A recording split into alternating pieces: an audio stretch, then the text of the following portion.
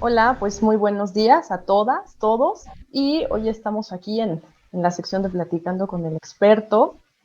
Hoy nos acompaña Kabindu, el maestro Kabindu, maestro de meditación, compositor también, compositor musical. Y bueno, yo lo conocí ya en el ámbito de la meditación.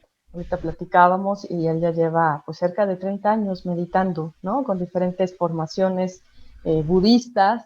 Te ordenaste, después acabas de hacer una maestría en mindfulness. Y bueno, yo te conocí dando cursos y aprendí mucho a través de los años, ¿no? Y puedo decir que en parte me inspiraste a ser parte de lo que ahora hago. Entonces, bueno, pues te Ujú. doy la bienvenida, Kabindu. Gracias. Gracias por estar hoy aquí dispuesto a platicarnos un poquito desde tu experiencia y tu conocimiento, este tema ahora pues ahora es tan popular, pero creo que vale mucho la pena dedicarle un espacio para entenderlo bien también, ¿no? Entonces, por eso es que bueno, que estás hoy aquí para que nos platiques. El tema que vamos a ver, bueno, ya lo dije un poco, lo dije entre líneas, es la meditación y básicamente vamos a hablar de la meditación de conciencia plena o mindfulness o atención plena, como que ha ido ahí teniendo variaciones, ¿no? El nombre, pero bueno, así es las formas más comunes en las que se conocen.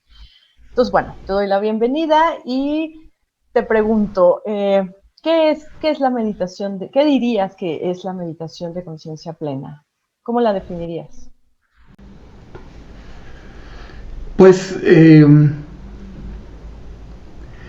bueno, casi siempre uno tiende a usar las definiciones más clásicas, ¿no? Clásicas actuales, ¿no? Como la de Kabat-Zinn, de que es la conciencia que surge de prestar atención de cierta manera, intencionalmente y sin juicios. Esa es la definición clásica, ¿no? Ujú. Que se usa mucho, sobre todo alrededor de la psicología, ¿no? Que se basa mucho en la plataforma de mindfulness de John Kabat-Zinn en BSR. Este, yo casi cada vez la entiendo diferente. Yo para mí que la explicación de lo que es algo que va evolucionando. Sí hace falta una explicación más o menos estándar para estar de acuerdo en lo que hacemos, ¿no? Eh, yo creo que como ahorita lo veo, la meditación es básicamente abrir los sentidos y aprender y entrenarte y pasar periodos haciéndolo, que son las prácticas formales, entrenándote a percibir cómo van llegando las experiencias sensoriales momento a momento y al mismo tiempo dejando pasar las tendencias, digamos, a interpretar y juzgar esto y aquello. Y reconociendo también cuando surgen pensamientos y dejándolos pasar, que ya es más una descripción de la práctica. Pero es básicamente prestar atención en el momento presente a la experiencia sensorial con una actitud abierta, en la cual te vas volviendo más como un espectador de tu misma experiencia. Y lo haces de tal manera que te conectes y te vuelvas consciente y sientas muy íntimamente tu experiencia, porque es como simultáneamente una gran intimidad contigo y una distancia Ujú. contigo, con tu experiencia. O sea, la ves en detalle como si estuvieras viéndola con microscopio, pero al mismo tiempo la ves como si fueras un espectador. Mm. Es decir, la vas aprendiendo como se crea solita, ¿no? Una distancia, un poquito, es una metáfora, una distancia, ¿no? Porque es muy íntimo todo. Pero se genera una especie de distancia mental, ¿verdad? De tal manera que puedes ser espectador de lo que te ocurre y al mismo tiempo darte cuenta que puedes simplemente verlo sin reaccionar y sin subirte a ello y sin añadirle nada. Oye, recientemente, cuando digo recientemente, en los últimos años, la meditación se ha metido en el contexto científico, académico, clínico, ¿no? Y con mucho éxito. Hay toda una serie de estudios tanto de estudios de experimentación como de resultados donde habla de los beneficios o de la herramienta tan útil que resulta la meditación, ¿no? Concretamente para trabajar con salud mental, con salud emocional.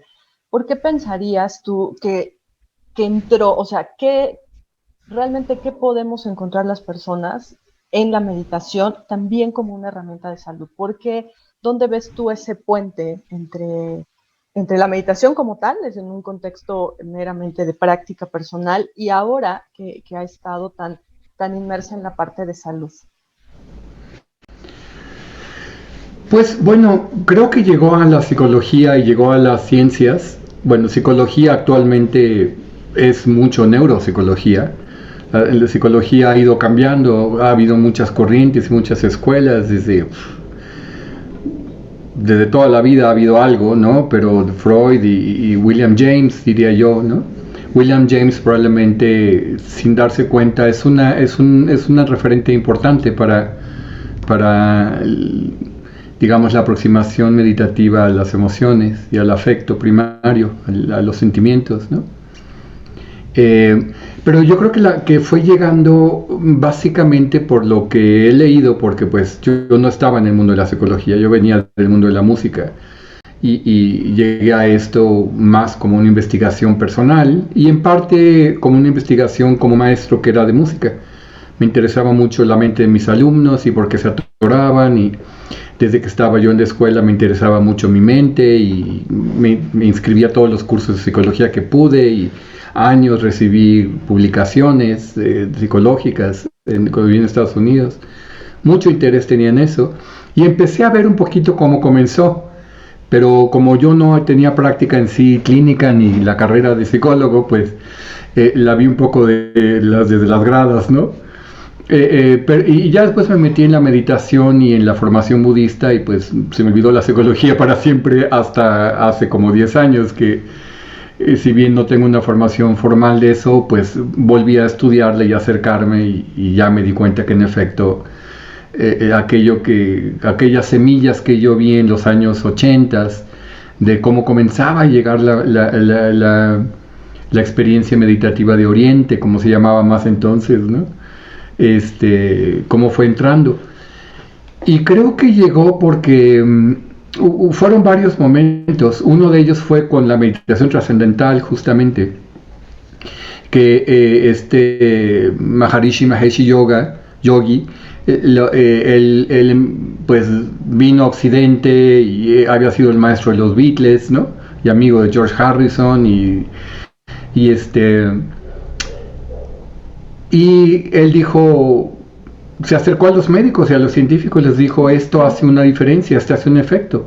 Y entonces se sometió a una serie de estudios y pues él con los estudios se vio que él podía controlar su metabolismo, por ejemplo, podía controlar la presión sanguínea, el ritmo cardíaco, el consumo de oxígeno, procesos mentales, y pues de repente los científicos dijeron, pues o sea, uno puede hacer esto uno mismo, ¿no? Y yo creo que eso tuvo una gran influencia, eso y Fromm, probablemente Eric Fromm, un poquito en sus conversaciones con Suzuki, con un maestro Zen, en los años 60, por ahí, ¿verdad? Básicamente yo creo que la psicología vio la necesidad de que los pacientes fueran más autogestivos. Es como yo entiendo y vi más o menos que fue pasando. Okay. Es decir, que el paciente o el cliente, como se llama en Estados Unidos, ¿no?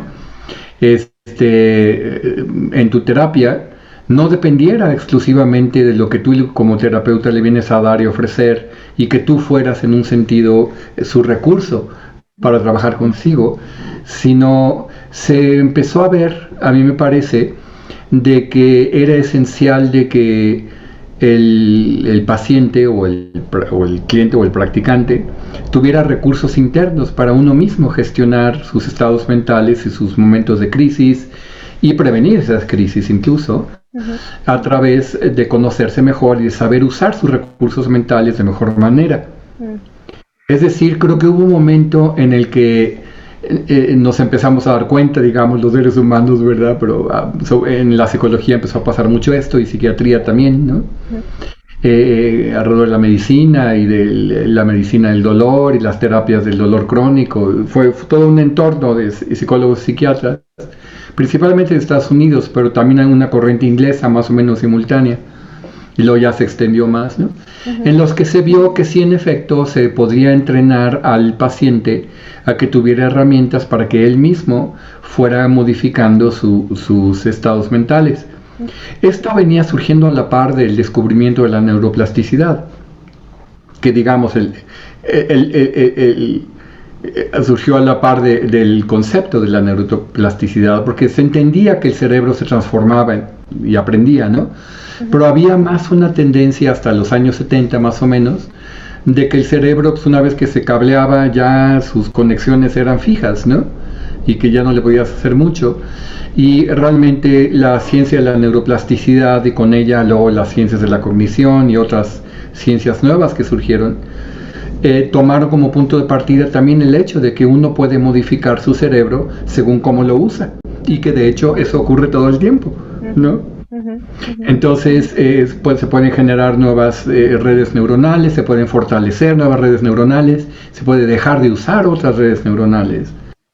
Y eso lo puedes hacer a través de a qué le prestas atención, cómo le prestas atención, y también examinar cómo entiendes tus mismas creencias y perspectivas, y poder en cierto sentido cambiar de puntos de vista y cambiar de paradigmas. Entonces, pues, sí, perdón, es decir, todo un fermento en el que por diferentes lados se empezó a ver que el ser humano tiene la capacidad de hacer algo consigo mismo. Esto yo creo que fue la clave que hizo que mindfulness entrara, porque mindfulness es una práctica autogestiva. Enseñas a la gente a que trabaje con su propia mente, con sus propias herramientas. Si bien uno los entrena, uno guiando, la idea es que se va asimilando y se va volviendo una práctica personal, digamos, que es compleja y tiene muchas áreas, y creo que sí requiere hacerse con alguien, hacerse bien, ¿no? Hacerse de una manera integral, con los ingredientes precisos, digamos, y sorteando, digamos, las dificultades que puedan surgir con alguien experimentado y calificado para hacerlo, porque si aunque es muy simple y ya cuando la entiendes a fondo, es muy sencilla, es muy contraintuitiva. La meditación va al revés de nuestras inercias, entonces es muy fácil no ver por dónde va la cosa. Que eso, bueno, iba nada más a decir un poquito lo que tú estabas diciendo, que parece ser entonces que lo que hizo fue, o sea, la propuesta de la meditación o de conciencia plena en un escenario más de tipo de salud o más en estos contextos es como la llave a una puerta, pero una puerta hacia adentro, ¿no? O sea, con toda una metodología, un aprender a mirar hacia adentro, y que eso ha sido totalmente nuevo, y yo creería que hasta cierto punto revolucionario, es decir, como dices, la persona o el paciente ya no depende de un otro terapeuta, médico, ¿no? O sea, ya le empiezas a enseñar cómo ir hacia adentro y a ir conociendo primero, ¿no? Y luego ya ir moviendo los cables, porque no vas a entrar de primer momento a moverle, sino a saber de qué estoy hecho, ¿no? O cómo funciona esto. Y eso me conecta con la siguiente pregunta que acababas tú de decir. ¿Es difícil aprender a meditar? Pues yo creo que depende de la persona, de las creencias que tenga, de su entrenamiento previo que tenga con su atención, hasta qué punto tiene conciencia de su mente, o metacognición o metaconciencia, hasta qué punto está dispuesto a mucho de lo que la meditación te propone. Entonces creo que tiene sus dificultades, y en un sentido no es tan fácil de entender, un poco porque la manera en que se echa a andar la práctica y en que se va construyendo en cada sesión, vas trabajando como generando nuevas rutas, ¿no? prestándole atención a lo que no le prestas atención, soltando lo que sí agarras y lo que no. Entonces, es un poquito contraintuitivo en eso. Yo creo que la dificultad está en lo contraintuitivo. Por ejemplo, de que a cada rato la gente me pregunta, oye, y si ya como a los 10 minutos estoy muy distraído, muy ansioso, ¿puedo ya nada más meditar 10 minutos? Les digo, pues si quieres puedes hacerlo, pero vas a reforzar la tendencia a que solo puedes 10 minutos y a reforzar el que la ansiedad, uno como entiendes la ansiedad y va a reforzar que la ansiedad te saque de ahí. Si tú quieres trabajar con la ansiedad, es mejor que aprendas a atravesar un poquito por el momento de si es que tienes ansiedad o inquietud o te empiezas a sentir que ya es mucho tiempo, 10 minutos, ¿no? Que atravieses por ese momento y utilizando las herramientas que te da la práctica, porque eso es lo que va a ir cambiando tu mente.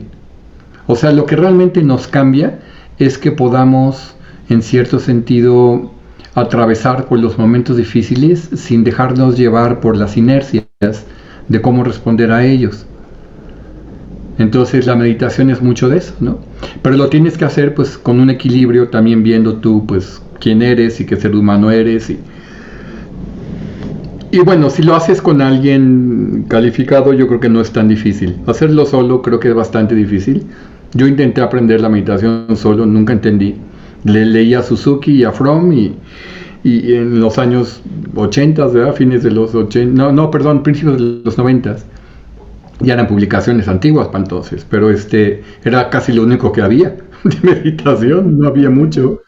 Aunque Kabat-Zinn ya andaba escribiendo su libro o ya lo había sacado, no era tan famoso.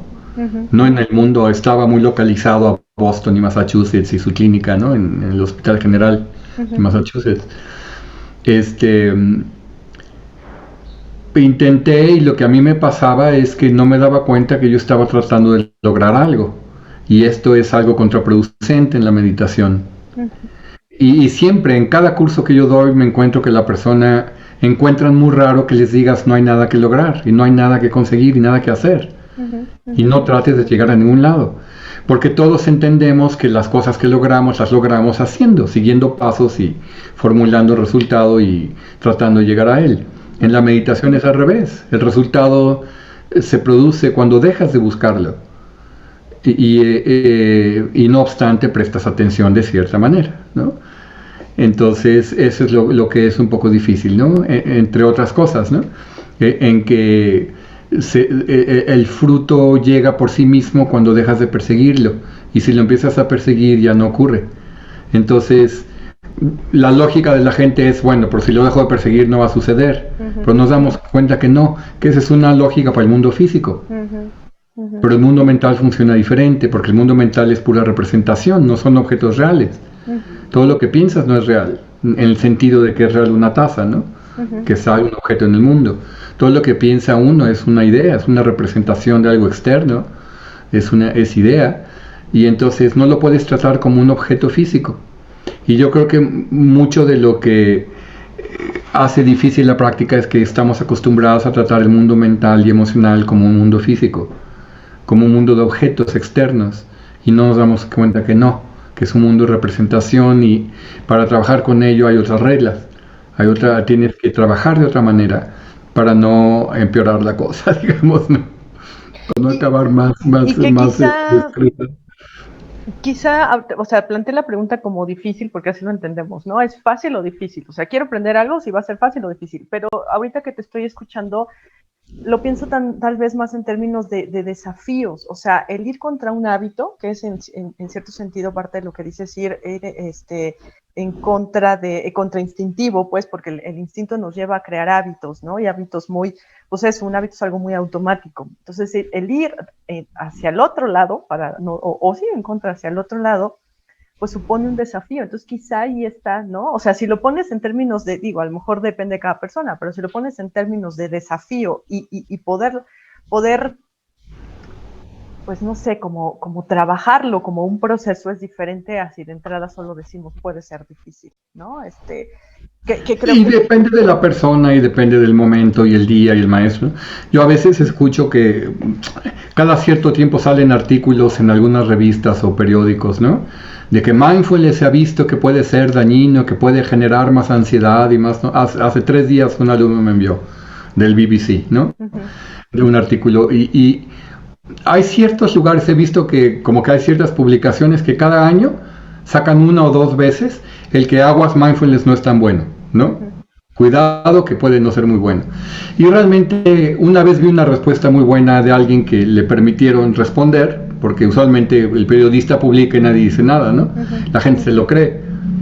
Alguien respondió y lo publicaron la respuesta, y la respuesta decía que le parecía que lo que debiera de realmente decir el periodista es mal entendido, realizado con una persona no calificada, cuando has tenido un antecedente de muchísimo estrés y muchísima neurosis o padecimientos, podría no funcionarte y hasta hacerte contraproducente.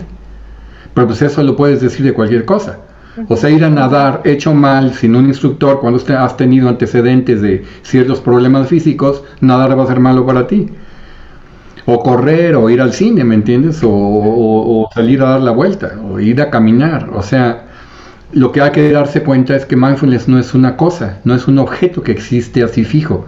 No puedes decir mindfulness sirve o no sirve, porque mindfulness no es una cosa. Mindfulness es un proceso de observar y prestar atención con aceptación de lo que sientes y percibes, simplemente. Pues, otra definición, ¿no?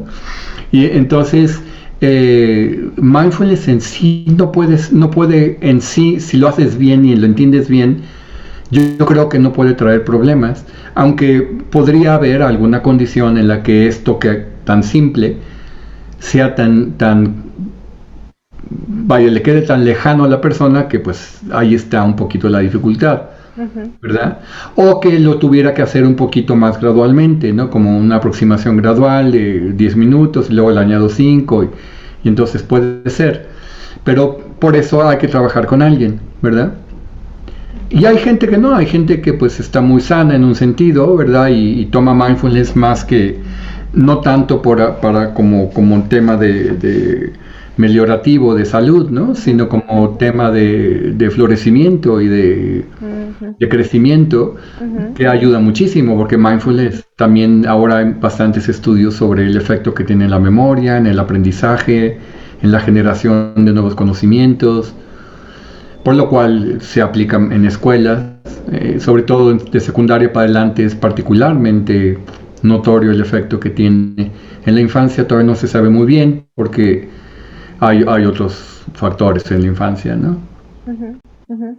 Sí, justo me adivinaste la pregunta porque ahorita que mencionabas lo de las contraindicaciones, una pregunta que te iba a hacer era si hay alguna condición o alguna restricción por la que alguien no podría meditar, ¿no? Pero en parte ya lo... Pues habría que ver casi a la persona, al individuo, más que, no lo generalizaría mucho, pero por lo que he visto a través de los como 20 años de enseñar es... hay ciertas personas, por ejemplo, esta es una, ¿no? Y creo que es la que más alerta he estado con ella, porque sí he visto 1 o 2 casos, ¿no? De personas que tienden a entrar en trance con mucha facilidad. Y entrar en trance es diferente a meditar. El trance, como lo estoy explicando o entendiendo, es casi una pérdida es un estado de semiconciencia en el cual estás como alejado de los sentidos de cierta manera. En ese sentido es al revés que mindfulness. Porque mindfulness es abrir los sentidos y ser más sensible a la experiencia sensorial. Y hay gente que de entrada cree que la meditación quiere decir cerrar los sentidos y alejarse de ello. Y a veces pasa con personas, me he encontrado que hay un patrón, por ejemplo, personas que han tenido mucho abuso físico o sexual en su infancia, y lo he visto más mujeres, Y una amiga psicóloga que le pasó eso y vino a meditar conmigo me dijo, mira, yo veo una dificultad, y ella me lo hizo ver ella. Dice, yo fui abusada y violada un montón de veces de chiquita, ¿no? Y en la meditación de mindfulness se te pide mucho observar el cuerpo y sentir el cuerpo. Dice, y a las personas que tuvimos experiencias de abuso sexual, podríamos decirlo, generalmente, que vinieron acompañadas, digamos, de violencia y generaron un sentido de inseguridad o un estrés postraumático, podrías decir, ¿no? Dice, el que nos pidas que sintamos nuestro cuerpo como que nos tiende a retraumatizar un poco, dijo, usando un término, ¿no?, muy psicológico, de retraumatizar, ¿no? Dice, porque justo es como que nos obligas a ir a donde no queremos, a estar donde más inseguros nos sentimos, que es en nuestro cuerpo. Ella decía que pensaba que de todos modos era una buena idea hacerlo, pero que ella piensa que habría que considerar que estás pidiéndole a la gente que se vuelva consciente de algo de lo que tiende a huir y escapar. Y entonces eso puede ser que si no hay un buen entorno para hacerlo y una buena explicación, las personas, por ejemplo, empiecen a entrar en trance, que es lo que pasaba un poco con ella, con otra alumna que tuve. Es decir, como no quieren sentir su cuerpo, una alumna me dijo, me estás pidiendo que vaya al lugar donde jamás quiero ir. Entonces, claro, en mi lógica, sin yo tener estos síntomas y estas experiencias, sin haber pasado por esa vida de estas personas, ¿no?, mi lógica es, pues tarde o temprano vas a tener que aprender a sentir tu cuerpo, si no te va a seguir toda la vida esta enajenación de tu propio cuerpo. O sea, a la larga, como lo vi con una de estas alumnas, ¿verdad? Fue mi alumna muy brevemente, realmente no aguantó y se fue, pero ella a meses suicidó. Y me acuerdo que la conversación que tuve con ella me dijo, nunca voy a estar en paz con mi cuerpo, yo me quiero ir de este mundo, ¿no? Okay. O sea, ya tenía todo y aparte era muy inteligente como en cuanto a información y en un sentido muy inteligente, entonces ya tenía como muy desarrollada una serie de creencias y puntos de vista de por qué estar en el cuerpo era pésima idea, ¿no? Entonces ahí puedo ver una contraindicación en salud, ¿no? Okay. En que a lo mejor, pues mejor ni moverle por ahí, ¿verdad? O primero por otro lado, tal vez primero que hagan un trabajo un poquito más de recuperar al cuerpo de otra manera, con ejercicio, con yoga, con tai chi, con masaje, algo que les ayude a tener experiencias positivas con su cuerpo. Y alguna terapia que les ayude a ir pues examinando y soltando, terapia cognitiva, conductual probablemente, o algo parecido, que les ayude a examinar sus creencias y sus ideas sobre su cuerpo y a ir integrando experiencias difíciles de la infancia y generando una comprensión que les permita recuperar su cuerpo, digamos, ¿no? Entonces, podría pensar que son extremos, no son muy comunes. En 20 años he conocido 2 personas. Una de ellas es la psicóloga y otra esta alumna que les digo que vino brevemente y luego no quiso seguir porque dijo que de todos modos cuando la guiaba y le pedía sentir el cuerpo no podía, que ella se refugiaba en una especie de espacio ahí personal y desaparecía, y que eso es lo que ella quería hacer, desaparecer. Entonces realmente nunca, yo le dije, préstate tantito, hazlas de 5 minutos, de 10 minutos. Y a los 10 minutos te tumbas o te vas si quieres, le dije, ¿no? Pero nada más como que si puedes estar un poquito más con tu cuerpo, recibiendo el cuerpo, ¿no? Pero pues no. Sí, es que esto que comentas, aunado a algo que dijiste hace un momento también, dijiste, no podría generalizar, bueno, estoy parafraseando, pero fue algo así como, no podría generalizar, ¿no? Cada caso es distinto. Y quiero destacar esto porque en diferentes temas que hemos abordado de la salud mental, parece un común denominador que me parece interesante resaltar, es decir, de pronto hemos pensado como que podemos caer las personas con ya sea para fomentar salud mental o para curar algo, ¿no?, de afección de salud mental, como en ciertas categorías o cajones. Que digamos eso para fines diagnósticos y demás, bueno, que tiene una función. Pero creo que eso nos está regresando el saber que cada persona funcionamos de una manera distinta, traemos una historia diferente. Es decir, que no podemos no siempre se puede definir en grupo qué es bueno, si es bueno para todos o no es bueno para ninguno, ¿no? O sea, va a ir dependiendo mucho de las experiencias personales de cada persona y la meditación tiene que ver con eso, o sea, te lleva en cierto sentido a un autoconocimiento que si bien dijiste, a lo mejor no siempre es con fines de mejorar algo, mejorar, porque sé que la palabra tampoco la empleas, pues, pero de curar algo, ¿no? A veces es también con fines de conocerte, ¿no? O sea, como dices, ¿qué creencias tengo? ¿Qué creencias me dominan? ¿Con qué creencias Te percibo el limitan. mundo? ¿No? Percibo a los otros, percibo que me perciben, o sea, ya se va volviendo cada vez más complejo, pero sí quería destacar esto de cada vez apropiarnos más de esta idea de sí, cada persona vamos teniendo características, circunstancias diferentes y dependiendo de eso, unos recursos nos servirán mejor o no, ¿no? Sí. Incluyendo a la meditación, ¿no? Digo, bueno, No, y también el con quién la haces, en qué momento de tu vida la haces. Por ejemplo, tengo una alumna ahorita en la formación de maestros que fue mi alumna porque también doy un módulo de meditación en la formación de maestros de yoga, en Yoga Espacio, que es la escuela donde más trabajo.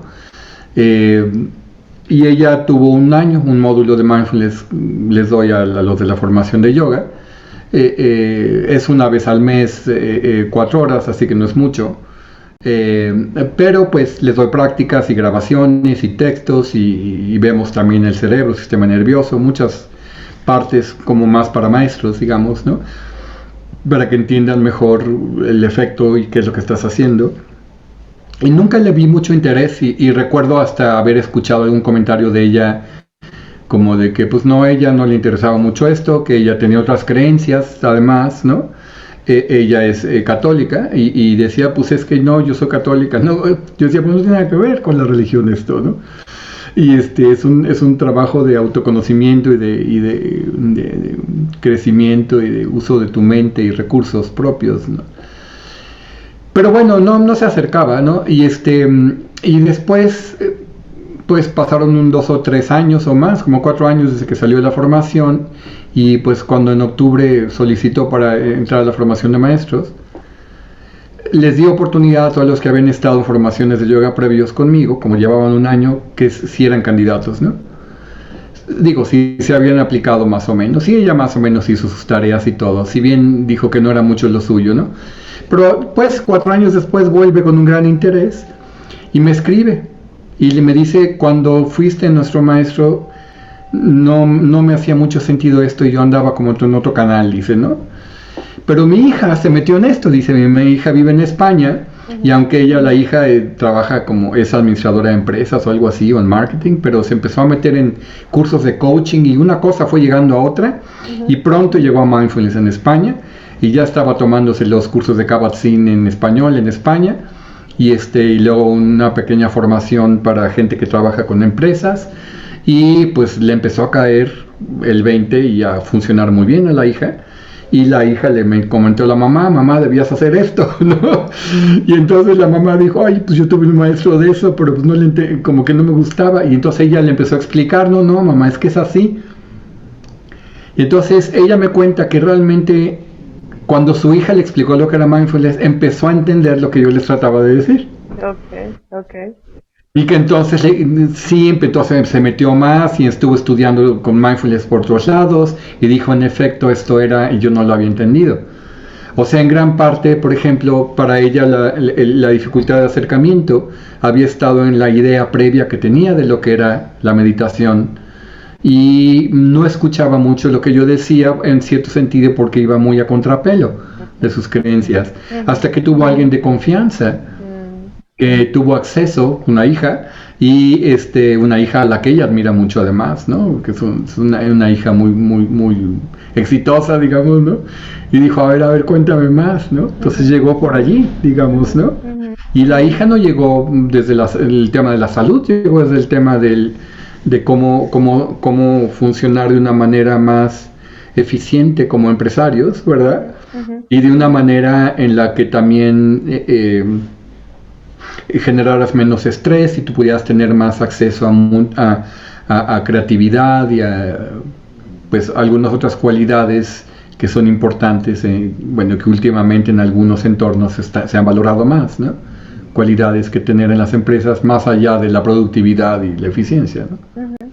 En cierto sentido es regresar a ver un poco más al ser humano, ¿no? O sea, o sea, pueden cambiar los fines, ¿no? Con lo cual lo haces, pero al final de cuentas es darse cuenta que está esa parte, ¿no? Que a lo mejor no hemos volteado a ver. Pues la descuidamos mucho, ¿no? Cada civilización ha tenido su historia de descuidos de sus diferentes profundidades, ¿no? Y esta civilización, pues, ha venido muy marcada por el individualismo y el logro y el éxito y las carreras y ganar dinero y o sea, es básicamente una civilización bastante materialista, ¿no? En el sentido como casi consumista más bien, ¿no? Entonces se pierde de vista pues mucho otros aspectos del ser humano van quedando rezagados, ¿no? Sí, porque parece ser que la invitación es justo es mirar afuera, ¿no? O sea, todo esto que dices en cierto sentido sí, lo vemos afuera, ¿no? Sí. Y entonces, quizá, digo, no sé, ahorita se me acaba de ocurrir, pero quizá por eso de pronto mirar adentro, si nunca has mirado adentro, es como, te da el susto, ¿no? Porque pues, no sabes ni cómo, ni qué te estás encontrando, ¿no? Sí, necesitas un mapa para llegar a ti. Un GPS. Instrucciones para llegar a mí. Ok, oye, y esto me lleva a la última pregunta con la que me gustaría cerrar, y es, entonces, digo, ya va un poco implícita la respuesta, pero entonces, ¿cuál sería un buen momento para empezar a meditar? Pues mira, yo creo que el mejor momento es cuando te llama la atención. Por lo que he visto, porque yo recuerdo cuando viví en Chicago estudiando composición y música y piano y todo esto y siendo productor producía obras de teatro y de danza y demás. Alguna vez recuerdo haber pasado cerca de mi casa que había lugares de meditación, de lo que habían entonces, ¿verdad? Había un centro zen cerca de donde yo vivía en Chicago. Vagamente recuerdo haber pasado por allí y haber visto así zen, meditación y un olorcito de incienso que salía de ahí. Y vagamente recuerdo también cerca de otro lugar donde viví otro tipo de meditación, que no sé cómo sería, pero no me llamó la atención en lo más mínimo. Aunque ya de adolescente yo había tenido mi acercamiento al yoga y eso con la Gran Fraternidad Universal y un poco meditación que se decía allí, aunque era observando una vela. Pues yo me encontraba en medio de mi carrera y tratando de ser exitoso y lograr algo en mi vida y hacer algo de mí, y entonces sentarme media hora a observar mi respiración en mi cuerpo y sentir el entorno y soltar ir los pensamientos, no me atraía nada. Era completamente al revés de para dónde iba yo, ¿no? Entonces, pues yo creo que si se me hubiera puesto enfrente el mejor maestro de meditación, Kabat-Zinn o el Buda o quien sea, yo no lo hubiera visto. No sé si me hubiera hecho mucho sentido en ese momento. Entonces yo creo que el mejor momento para comenzar la meditación es cuando ya te atrae de alguna manera, oíste, alguien te dijo, y muchas veces es por la confianza que le tienes a alguien que ya lo hizo. Y lo vemos mucho en las escuelas Yoga Espacio, quien viene a meditar, pues hacemos mails masivos, ¿no? Y todo eso, pero la gente que llega a meditar, y le hemos preguntado muchas veces, ¿por qué llegaste? Pues porque mi primo, mi tío, mi hermano, mi hijo, ¿me entienden? Siempre es la confianza transmitida de una persona a otra de que esto te va a servir y te va a ayudar. Ese es el principal medio. Entonces el mejor momento para comenzar a meditar es cuando ya tienes confianza en que hay algo que se puede hacer, en que tienes cierta intuición de que tú mismo puedes transformar tu mente y le ves cierto valor a hacerlo, ¿verdad? Okay. ¿Algo más, algo final que quieras agregar a esta plática que hemos tenido? Pues le agregaría esto. Fíjate que con 2 años de meditar, yo llegué a la meditación realmente porque me sentía abrumado y ansioso y perturbado en un sentido, ¿no? Sí, venía de muchos años de estarle echando mucho esfuerzo a lograr una carrera y a salir adelante como músico y compositor. Y la meditación, pues para mí era era un autoconocimiento que yo veía necesario para poder hacer mejor mi carrera, ¿no? Ya después me di cuenta de que me parecía que era lo más importante que se podía hacer en la vida. Y fue modificando al grado que mi carrera de compositor pues pasó a segundo o tercer plano, ¿verdad? Todavía tengo cierta relación con la música, pero de repente dije, no, es que esto es lo más poderoso que uno puede hacer consigo mismo. Realmente tenemos una riqueza interior que no contactamos y que no nos enseñan, y que no nos enseñan en la primaria y que no está mucho en la cultura. Por lo tanto, es muy difícil que a través de la familia o nuestro entorno nos llegue, pero no nos damos cuenta que tenemos una riqueza interior de habilidades y recursos mentales para estar bien y incluso para salir adelante en una profesión. Yo he notado con los años, por ejemplo, de meditar, que aprendo rapidísimo. Algo que no tenía, antes tenía que estudiar muchísimo las cosas y tenía muchas limitaciones y muchas creo que tenía muchos malos entendidos de cómo funcionaba mi mente. Por ejemplo, uno de ellos que me ha llamado mucho la atención es un poco por donde venía de músico, pero creo que aplica a cualquier profesión, ¿eh? Y a cualquier cosa que estudies o te entrenes. Es que yo le daba mucho peso a que uno tuviera ya talento para algo o no, ¿verdad? Entonces, cuando algo no me salía, inmediatamente yo pensaba que es que yo no era bueno para eso. Y yo creo que eso es ahora que he trabajado con escuelas primarias y secundarias, llevando mindfulness, me doy cuenta que es algo muy común. O sea, se le da demasiado peso a pensar que uno ya tiene que poder hacer algo pronto, y si no, es que no eres bueno para eso. Y eso hace que la gente se aleje de las ciencias o de los idiomas o de esto o del otro. Porque o de como la no bici, te sale, aprender a andar en o de la bici o de lo que sea, ¿no? O de amistades o de relaciones o de viajar o de lo que sea. Porque nos vamos alejando de todo aquello que en primera instancia no nos es familiar o no nos sentimos competentes en ello. Y no nos damos cuenta que la competencia siempre es cuestión de construcción. Se construye cualquier competencia y se construye a través de la repetición y el regreso, ¿no? Entonces, por ejemplo, esto aplicado con un ejemplo, ¿no? Hace unos 2 o 3 años fui a tocar con un amigo, ¿no? A tocar yo con la viola, la gamba y él el clavecín, y tenía una alumna allí. Él estaba terminando de darle una clase de clavecín a una alumna. Y me dijo, espérame tantito, ahorita termino. Y yo me quedé ahí escuchando la clase y noté que en los 10 minutos que terminaban la clase, él le pidió que tocara algo. Y ella lo empezó a tocar, y en esos 10 minutos, cuando menos 7 o 8 veces, hizo un comentario en voz alta sobre qué tonta o qué mala era para eso. ¿No? Entonces decía, ay, ching, ya me equivoqué, ay, eso no me sale, ay, esto no puedo, ay, lo hacía como casi chiquito y mientras tocaba, y además eso la distraía, ¿no? El que tenía este diálogo interno de juicio hacia sí y hacia su desempeño, pues la hacía más temerosa y la hacía tropezarse y enfocarse menos en el tocar, ¿no? Entonces ya cuando estaba yendo le dije, oye, ¿te puedo dar un tip, aunque sea metiche así nada más, porque no me lo pides? Pero pues muchos años fui maestro de música y luego con la meditación aprendí algo. Le dije, a lo mejor te podía servir. Sí, dime. Le dije, mira, cuando ensayes cualquier cosa y estés entrenándote en lo que sea, abstente de llevar un diálogo interno sobre ti. No hables de ti. Tú no eres el tema aquí. Me dijo, ¿cómo? Sí, le dije. Entonces le comenté, mira, por ejemplo, aquí dijiste, ay, eso no va así, o te dijiste otra cosa, hasta su nombre se dijo, ya no me acuerdo cómo se llama, ¿no? Pero se dijo su nombre, dijo, ay, fulanita, no te equivoques, ¿no?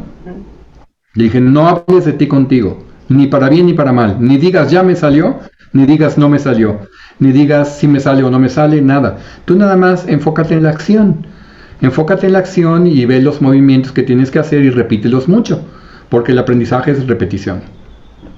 Y para que tu cerebro vaya generando las rutas neuronales y fortaleciéndolas.